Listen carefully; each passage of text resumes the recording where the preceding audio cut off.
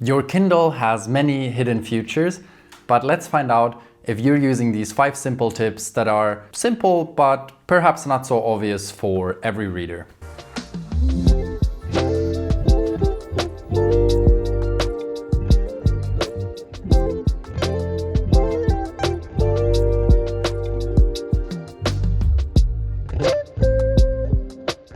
The first tip is connected to your battery life, and you can't really complain about the battery life because it lasts pretty long, but you can make it last even longer with a simple change. And that change is keeping your device on airplane mode. Just go to the arrow pointing down on the top of your Kindle and press airplane mode on while you're reading. Now, according to the product details, a single charge lasts up to 10 weeks.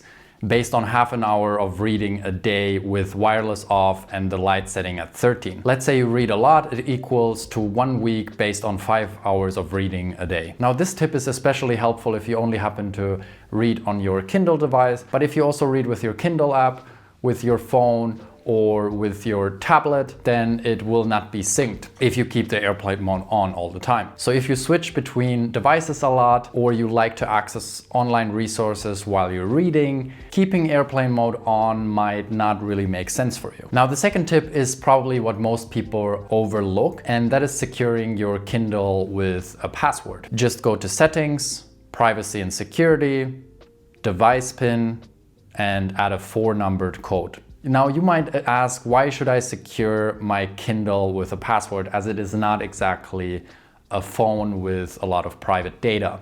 I would say there are several reasons. First, if you're reading some spicy titled novels and you don't want your kids or cats to have access to those books, it makes sense to secure it with a password. Another reason could be that you send study or work related materials to your Kindle, so anyone has access to those materials if you happen to lose your Kindle. Also, if you have your Kindle oftentimes in your bag, you don't have to worry that it accidentally opened its screen on itself. I actually heard a story of someone who fell asleep with the screen saver ads on, and he successfully bought a book while he was sleeping. Also, notes and highlights can be very personal, and by securing your Kindle, you can prevent unauthorized purchases or deletions. So if you care about keeping your e-library private, this is definitely a feature worth using. And nowadays we have passwords everywhere, so it feels like a natural thing to do, but I also understand if you only happen to read at home that it might seem a bit unnecessary to have a password on your Kindle. Just know that the feature is there and don't fall asleep with your Kindle. Now the third tip is about bookmarks.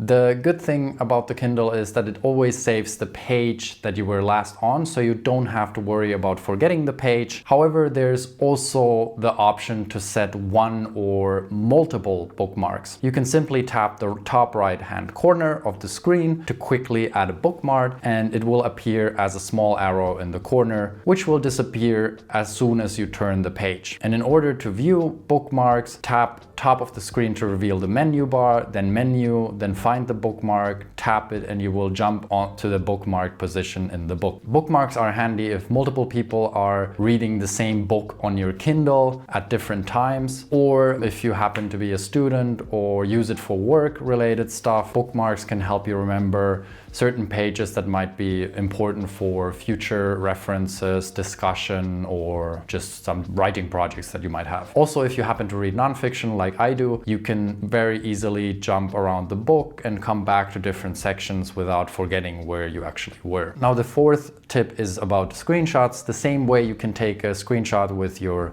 phone, tablet, or laptop, you can also take a screenshot with your Kindle. To save what you see on screen, tap the upper right and lower left corner of the screen. You should see a flash, which means the image has been saved. To see the image, connect your Kindle with your computer and the image appears in the root folder as a PNG file. This allows you to quickly capture passages, quotes, or information without needing to take notes or highlight the different sections. And it is also pretty handy as you can share these screenshots with friends, colleagues, or on social media. And these screenshots can also be organized into different folders or collections, so you can actually make a library of your personalized insights. So if you're someone who doesn't want to alter the original text with highlights, so you can just capture the information with screenshots. The last tip is keeping track of your time. The feeling of getting lost in your book is precious, but so is time. If you want to check the time without having to pull out your phone or check your watch, you can simply display the time on the top of your Kindle screen. I really like this because this way you can read uninterrupted and you don't really lose yourself on your phone once you check your time, so it is pretty helpful.